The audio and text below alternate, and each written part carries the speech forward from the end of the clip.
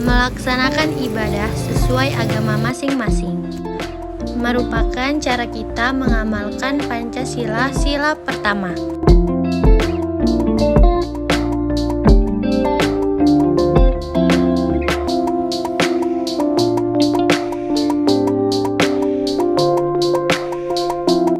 Jangan lupa sama Tuhan kalian ya.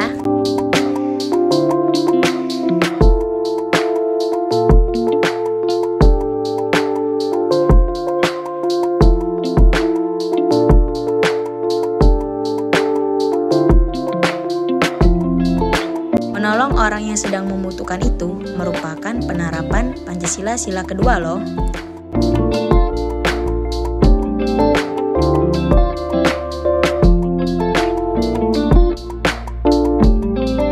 Gotong royong melakukan satu pekerjaan untuk mencapai tujuan bersama merupakan penerapan Pancasila sila ketiga. Dengan mengamalkan nilai ini, kita terbantu karena pekerjaan yang dilakukan terasa lebih ringan karena dikerjakan bersama-sama.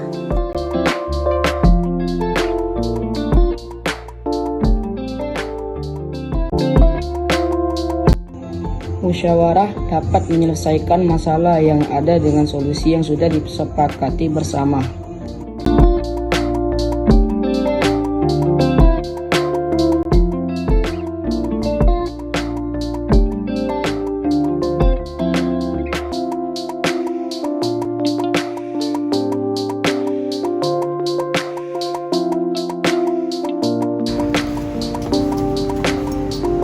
Kok saya sendiri yang kena hukuman, Bu? Ya kan pintar, kamu biang masalah. Ini ada apa ya, Bu? Dia dihukum karena terlambat. Kan mereka berdua sama-sama telat, Bu. Seharusnya mereka harus dihukum berdua. Sila kelima adalah tentang keadilan untuk seluruh masyarakat. Keadilan di negara ini sudah mulai memudar. Kalau kita gak berlaku adil, apa jadinya masa depan negeri ini?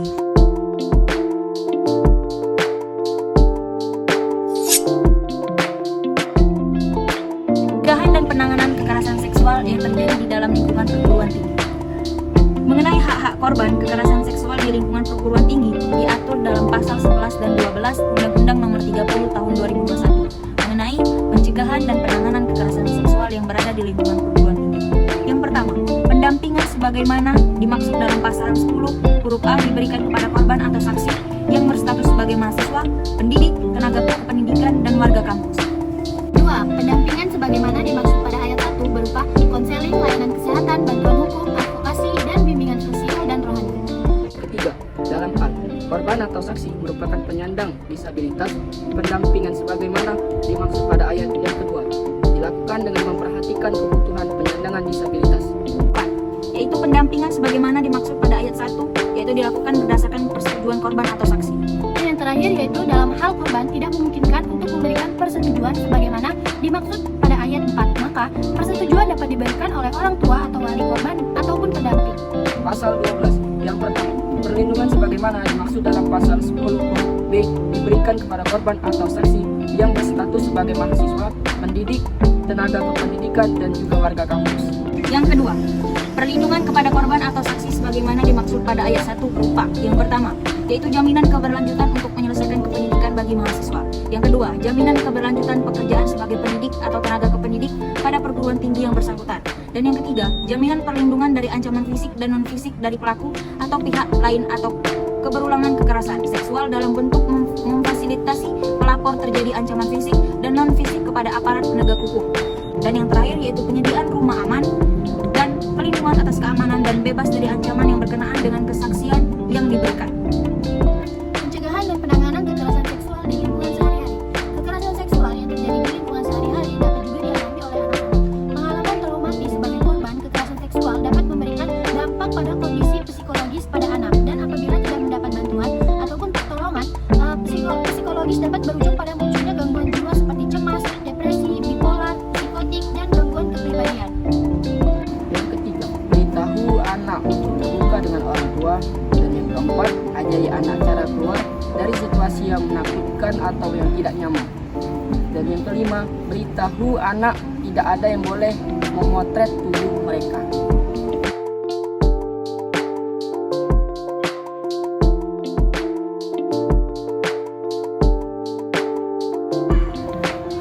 Dadah.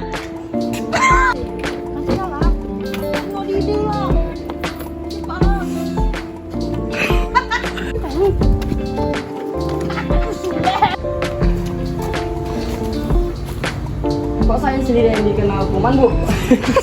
Pencegahan dan penanganan.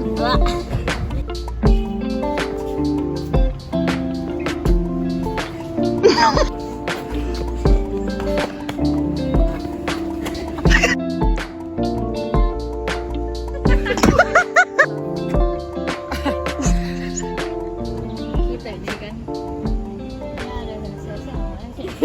Tidak, nggak perlu saya. Bye.